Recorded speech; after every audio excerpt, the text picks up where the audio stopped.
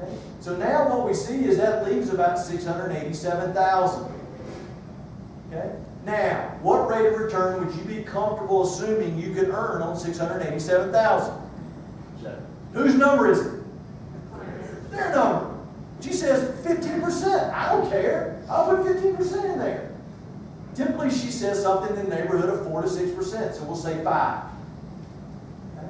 Now, if they had school-age children under the age of 18, they'd get some what? Social Security benefits. How old are these kids? 23 and 21. You're not going to get anything. Other income would be royalties, unearned income. It's not her income. We're not replacing her, we're replacing who? Him. Okay? Any income from non-liquid assets that we don't know about. So what we see is there's $34,375 of interest income based on the assumption she's made. How much income is he making right now? $150. Okay? Now let me ask you a question. When I go through this exercise, remember I told him to shut up, he can't talk, he's dead. Correct? Okay. Has that been a comfortable experience for the 5 to 8 minutes as I've gone through this discussion with her? It's kind of like slowly exposing him for the lack of a seatbelt around his family and his model, correct? I don't want him to feel that way too long. I'd like for him to feel that way a little bit. Okay? All right. But eventually what I want to do is let him be a hero. So here's the thing. I want you to write this down. Anytime there's a problem in the model, I want you to use this language. Mr. and Ms. Client, if we could together, using the money in your model, create a strategy solution for this problem,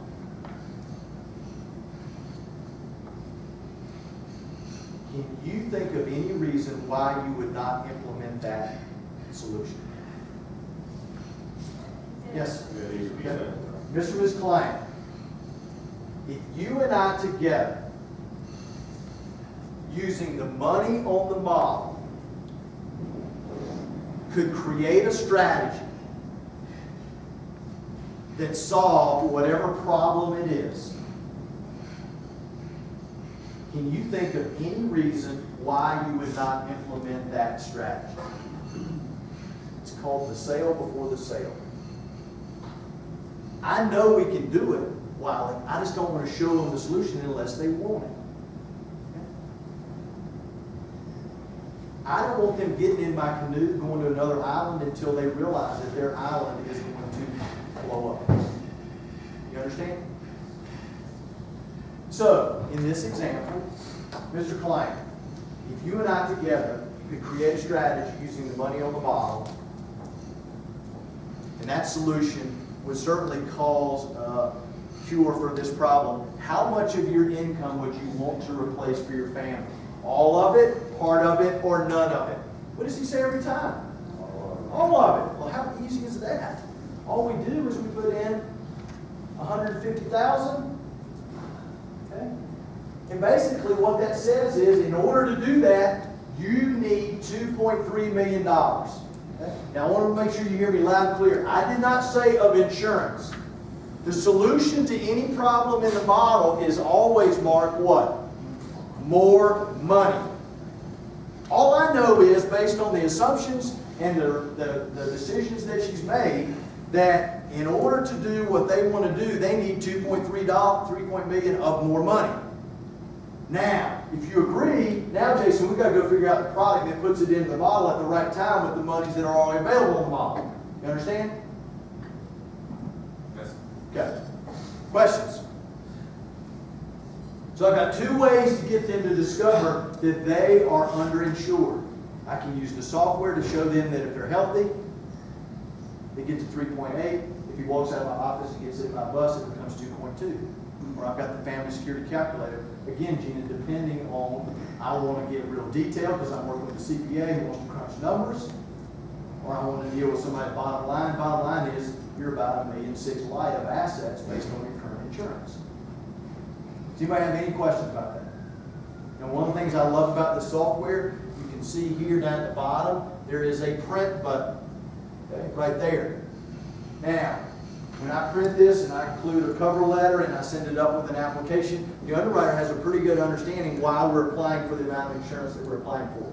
Tends to kind of speed up underwriting. Any questions? So, how do we get them to discover family security? Whether or not it's adequately protected or not. We just gone through two examples. Yes, Gina? I have a question. Yes. I could be wrong, but aren't you limited to 10 times his income? Depends on age. Okay, so, Gina, if I have this right here, okay, and I send that to an underwriter, am I gonna have, are they gonna understand why we come up with 2.3? I mean, he's 52 years old. Yeah. Okay. I mean, he's going to work till 65, there's 13 times $1.5 million. You know, what is that, $1.8 million? Will they take that into consideration? What's that? Will the... I'm not the head of underwriting, but other companies I work with, yeah, I mean, that's their guideline, until you can prove to them why I need to do something different maybe than their guideline.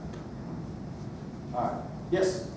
Okay, so what do you say, you guys read this, and the husband says, well, you know, this is all great, but I don't really care about giving her 150, what if, I think she'd be fine with 50,000. What's that? And what if he says, I think she'd be fine with 50,000? 50,000? Yeah. Okay, great. All I'm gonna do, again, whose number is it? Yeah. There's 50,000. So again, okay, there's something that's $300,000 more than they have if that's what they want. Now, I'd love to be a fly on the wall in the bedroom that night. That's right. What's that? Yeah, I'd be like calling from one to the other bedroom. Yeah, or from the sofa upstairs. But again, you understand the importance of how I set it up. Before I even allowed him to choose a number, I said, what if you and I together using the money that's already on the model? Okay? Not money out of your lifestyle, but money that's already on the model. We could come up with a strategy to put an amount of insurance in place that would cause a solution to this problem. How much of your income would you want to replace? All of it, part of it, or none? Well, he'd probably ask, how much is it going to cost me, right? Yeah. Again, the money's already on the model. The reason I know that, let me go back here.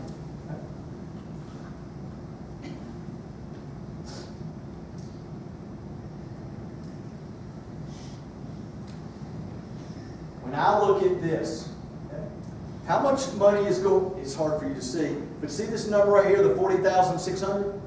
Okay, that's going in the model currently, correct? Right. Okay. Another number that I like to point out to them is they got 37.8 going to the financial institutions. So here's a couple, in my example, that makes 175,000. And they've got somewhere in the neighborhood of about 70 to 80,000 going to financial institutions. Now, how much of that 70 or 80 would I have to get back to put $2.3 million of term insurance in place? A couple $1,000s? Yeah. Okay. It's pretty easy to do. Right. Pretty easy to do. Yeah. Make sense? Yep. Good question. Great question. All right. Anything else about family security? Okay. Now, perfect lead into the next. Okay. Now we're going to go to another calculator.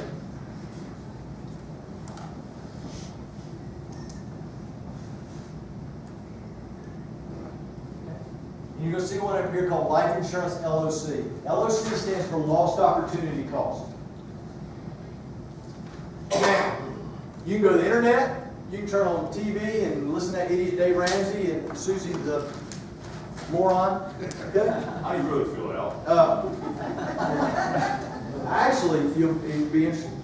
At the LEAP Symposium in Orlando about a month ago, one of my dear friends who's one of the executives at One America, Jeff Smith, did one of the best presentations I've ever seen from the podium. And he showed two recordings, one from Dave Ramsey and one from Susie Orman. And the one from Dave Ramsey, it was a caller who was asking about life insurance. I almost got physically sick.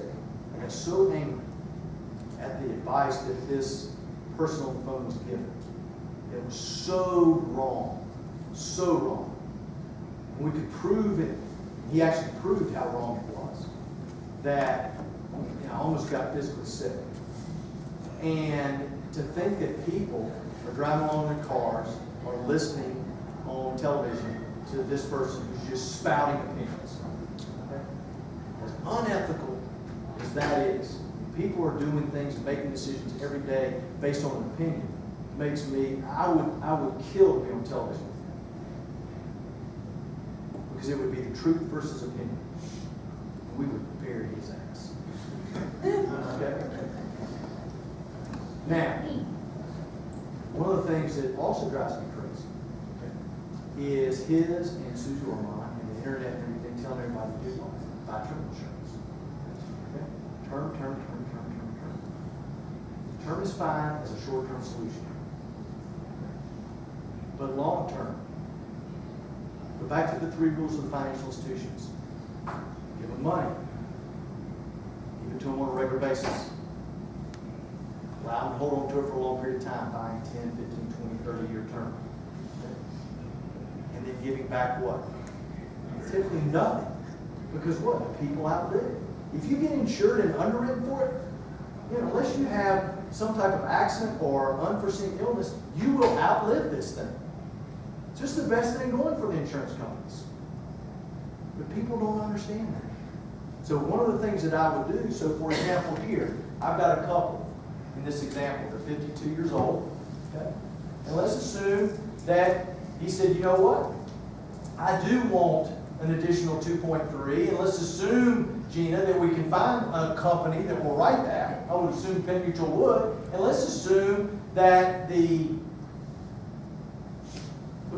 premium's not 2.3. Sorry about that. Premium, let's say 2,500. Yeah, you with me? All right. 2.3 is the death benefit. Oops.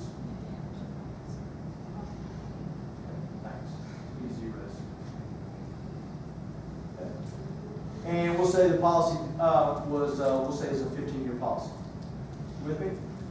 So all of a sudden we have a client who says, yeah, Al, I see that my family's financial security is in jeopardy. I want to do the right thing. I'm the right kind of guy. I want that extra 2.3, and I want to do it in term. So we send it up to Penn Mutual and underwrite. You with me? It's being underwritten as term. Well, how long does it take for it to be underwritten? 30, 45 days? 60 days, maybe? I've got a window of time now to continue my education. And my education is the true cost of term. So let's look at this. There are 3 costs that we need to bring to the client's attention. Okay, cost number 1, Robbie, is what they send to the financial institutions over this 15 years. So we see here an annual premium of $2,500, 15 years. How much total do they send? $37,500. Okay, so I want everybody to write that down. Cost number 1 is $37,500.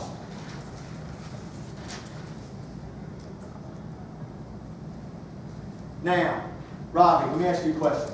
If I had a crystal ball and I could see 15 years into the future, and 15 years in the future, you're still healthy, alive, breathing, everything's great, you've actually outlived this policy. Okay? It never paid a death benefit. That'd actually be a good thing, wouldn't it? Okay, yeah, you got to live, right? Okay. If you knew that today, would you still send $37,500 to the insurance company? What would you do with it? Okay, which is doing what? Would you take family on vacation? Would you invest it? What would you do with it? Okay, so you invest it. What rate of return would you feel comfortable with? Okay, pick one. 6%. So all I'm going to do is put in cost number 2, the lost opportunity. Not only did you lose the $37,500, but you lost the opportunity to actually do what you would rather do with it if you knew the result. Everybody understand that? So the $37,500, when we include the lost opportunity cost, is now almost $62,000 over the next 15 years. Everybody got that? Any questions? Now, Justin, here's the big aha that you need to bring your clients. You can drop your term, but you can't stop the waste. Let me say that again. You can certainly cancel your term, but you can't stop the waste. See, if this client lived to 85, Robbie, had they known they were going to live, they took the $37,500 invested, it would create $62,000